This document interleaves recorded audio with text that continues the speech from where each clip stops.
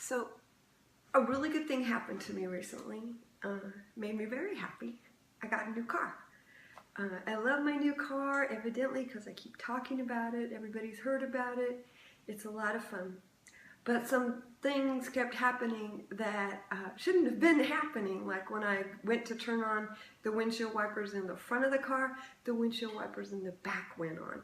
When I went to push that button so that Bluetooth lady can help me make a phone call, no phone call happened, and it was very frustrating. And I didn't get any better. I couldn't figure out what to do. And then I discovered in the glove compartment the owner's manual. What a wonderful thing that was, because I could go in there and I could look at this page and see, oh yeah, I've got one of those in my car, and it says if I push that, this thing happens. So I have an owner's manual for my car. And I was thinking there are a lot of things in life I really wish I had an owner's manual for.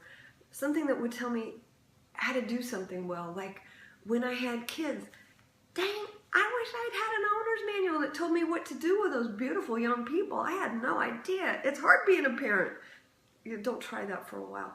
But I wish I had an owner's manual for other things too. I wish I had an owner's manual for my mind. And I don't. And sometimes my mind is not my friend. It's not. I'll get a thought, and that thought might be a little bit negative.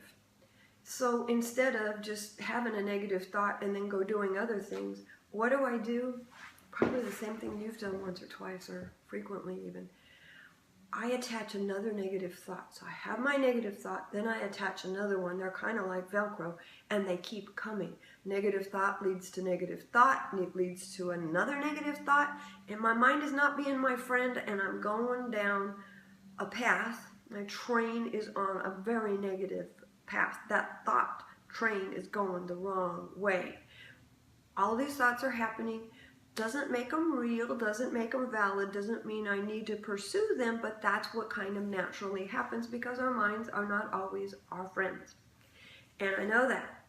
But usually by the time I'm on that thought train, it's negative thought number 3 or 4 or 5 or even 6 or 7 or 8, and I'm deeply involved in that negative thinking stuff. And it's not making my day better, it's making my day worse. So I think if I had an owner's manual for my mind, for my brain, it would say something like this. It would say, recognize that you're on that negative thought train. And as soon as you recognize it, maybe, you'll be lucky you recognize it at thought number 1, maybe thought number 2, thought number 3, but as soon as you recognize it, take a deep breath and say, I'm done. I don't need to continue down that negative thought train. I'm going to go do something different. I want to draw. I want to put on my MP3 player. I want to go have a conversation with a nice person. I want to go see Dr. Hoyt and talk about this, that, or the other thing. I want to do something different other than following the negative thought train. I just saw this yesterday. A young man was told, hey, you did something wrong you shouldn't have done. It was actually doing some kind of drawing that he shouldn't have been doing. Well, he says, I didn't do that thing. How could people be so unfair to me? And maybe that's very true. He didn't do that thing. I don't know. But he's been accused. He feels he's been accused unfairly. So his mind says, this is not fair. And then the next thought is, they're never fair to me. And then another thought comes along, something like, my whole life has never been fair. And on and on and on. And I don't know if you've been down that train, but I sure have a lot of times. And what happens? He feels worse and worse and worse, and actually gets himself so incredibly angry that he's on the verge of doing something he'd rather not do. But at the moment he's so angry, it's hard to stop. So what would have been helpful is if he'd remembered this. Okay, I'm on negative thought number 3, and I don't want to continue down that. If he'd looked in the operator's manual and it said, oh, you're on negative thought number 3, time to stop, take a deep breath, go do something else. You can't solve this problem while you're on that negative thought train. It doesn't work. And go outside, sit on the porch, take a deep breath of that wonderful air, and see if things don't get a little bit better if you can't get on a different train instead of that negative one.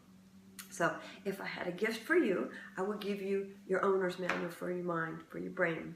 I don't have that, but you can choose to remember that one simple thing. I don't need to go on that negative thought train. My thoughts are not always helpful to me. They don't always represent reality. They don't always need to be things that I have to follow, I have to do because my brain is producing that thought. I can take control. I can be in the driver's seat of my own mind.